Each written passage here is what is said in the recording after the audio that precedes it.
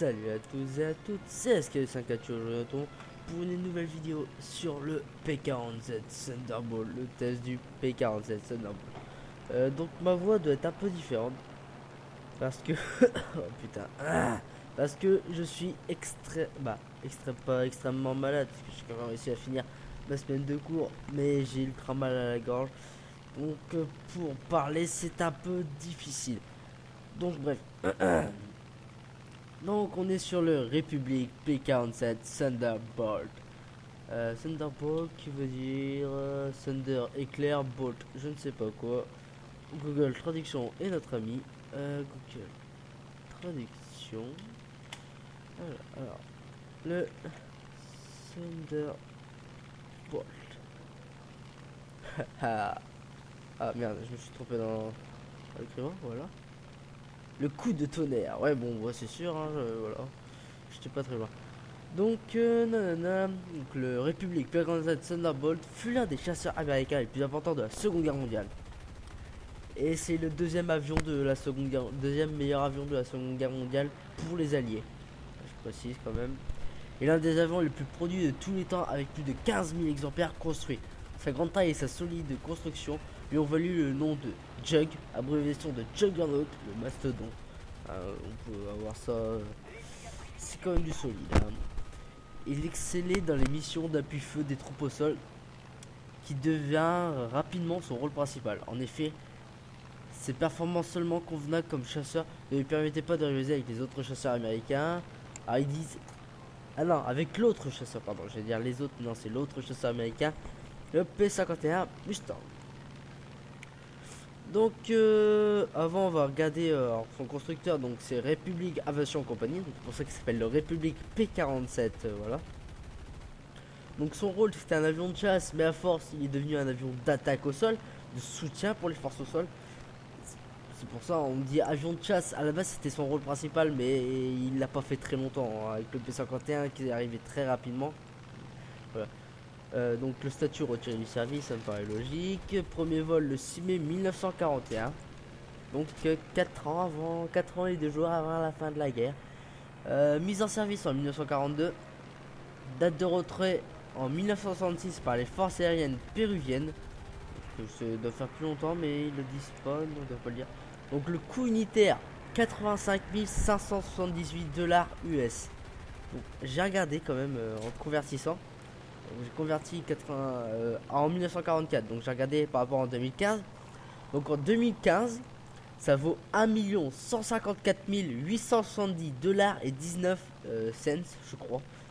Donc je me dis, oh putain, c'est énorme. Donc j'ai envie de convertir en euros, hein, parce que voilà. Et en euros, ça fait 1 17 602 euros. 1 million. Alors vous voyez quand même que ils en ont produit 15 000 comme ça. Donc si je sors la calculatrice, parce que oui, je fais... Alors, on va parler en euros, hein, parce que ça parlera plus pour tout le monde. Donc 1 17 602. Attends, mais pourquoi j'ai une virgule? 1 17 602 fois 15 000. Ça fait 3 1, 2, 3, 1, 2, 3, 2, 3. Ouh, attendez, il y a beaucoup trop de chiffres. Alors, plus de 100. Attendez, je reviens dès que j'ai compté, donc à tout de suite. Ok, me revoilà. Donc le prix c'est 15 milliards 264 millions 30 000 euros mis dedans. C'est quand même pas rien, hein, faut se dire. Donc voilà. Donc on va parler de ses origines maintenant. Maintenant j'ai pas fini. Donc produit avec précisément 15 683, mais bon on n'y est plus à ça après. Donc un moteur Pratt & Whitney R 2859, c'est un immense moteur. Cet avion a été conçu sa structure a été conçue autour de son moteur. Donc un moteur en double étoile de 2300 chevaux. Pouh, allez. Ouais, donc l'envergure de l'avion 12 m 40, la longueur 11 m 3, la hauteur 4 m 31 et surface à l'air, donc surface en gros, ça en multipliant tous ces trucs, Donc ça fait 27,87 mètres cubes. Donc la masse maintenant, à la masse. Ah, donc à vide, il faisait 4 tonnes 510, donc 4510 kilos. Avec tout son armement, il faisait 7 tonnes 940, donc presque 8 tonnes. Et alors, ils mettent avec armement, et maximal, il fait 8 tonnes pile. Donc ça veut dire limite tu rajoutes le poids du pilote, hein, c'est tout. Hein. Tu rajoutes pas grand chose. Hein. Même moi qui fais 60 kilos, voilà, on arrive à la charge maximale. 8 tonnes, hein, quand même, c'est énorme. Il peut prendre 3 tonnes 5 de munitions, c'est énorme, c'est énorme. Sa vitesse maximale était de 689 km/h. C'est si je ne me trompe pas, c'est le deuxième avion américain à dépasser les 600 km/h. Je crois qu'avant, c'est le F4 Corsair. Merde, pardon. Ou c'est inversement. Il avait un rythme de jusqu'à 12 800 mm. Il avait un rayon d'action de 3047 km. En mitrailleuse, donc il a fait 8 mitrailleuses, Boeing, Rogue et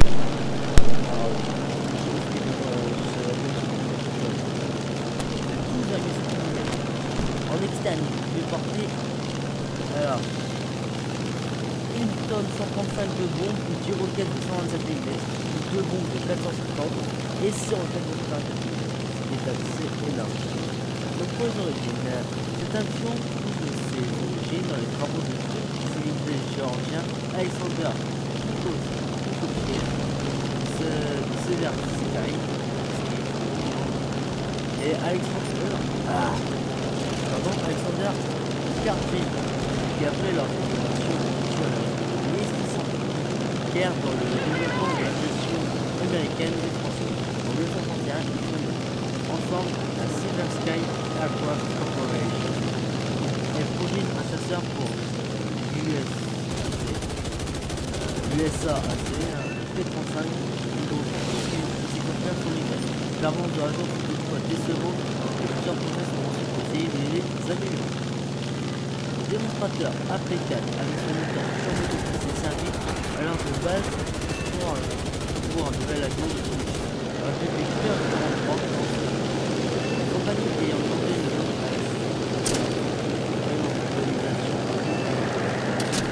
un total de 272 livrés à l'USAAC jusqu'à mars 1942. Mais là encore, les performances sur le lait et deux nouveaux projets sortirent de l'usine, le XP-44 Rocket et le XP-47A. Les autorités américaines trouvèrent leur caractéristique insuffisante par rapport aux avions qui manquent fortement. Alexander Karpin dessina alors une version agrandie du XP-47. Le nouvel avion était un véritable monstre pour un chasseur. Sa masse à lui était de 4 tonnes 490, soit 65% de plus que le P-40. Et il était motorisé par le puissant R2000 le demi-chemin.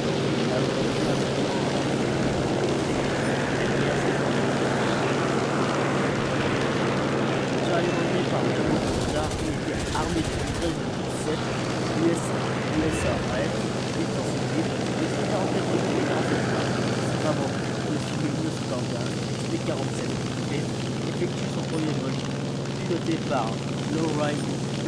Graham. Le prototype souffrait de quelques défauts lumière et l'appareil impressionna et la partie donc le P-47 qui est un dangereux, hein, on va pas un excellent avion. Par contre, le moteur est très ouais, je comprends des parce que moi je me souviens quand j'avais fait avec le P40, je me tombais contre les P47 et ça n'allait pas. Je trouve qu'il devrait mettre à 3.3, 3.5, 3.7 à la rivière. Et vraiment, moi je l'aime bien, vraiment j'aime bien. Très bonne performance dans les airs comme sur terre, plus face à face. Si vous savez déjà tirer un kilomètre de distance, je vous conseille clairement. Je l'ai montré. Voilà. Donc j'ai à dire, hein, sincèrement. Il n'est pas, c'est pas le plus mania, mais bon, vous arrivez quand même à résister à énormément de tirs. Donc,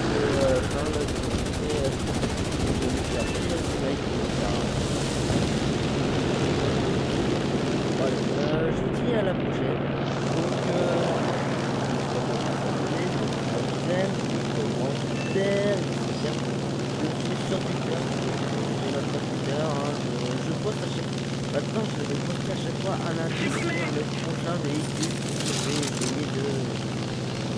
Je vais tester, hein, donc peut-être juste un modèle, juste un nom, des trucs comme ça, ouais. On va mettre un truc comme ça, comme ça vous essayez technique, c'est qu'il y a. On verra.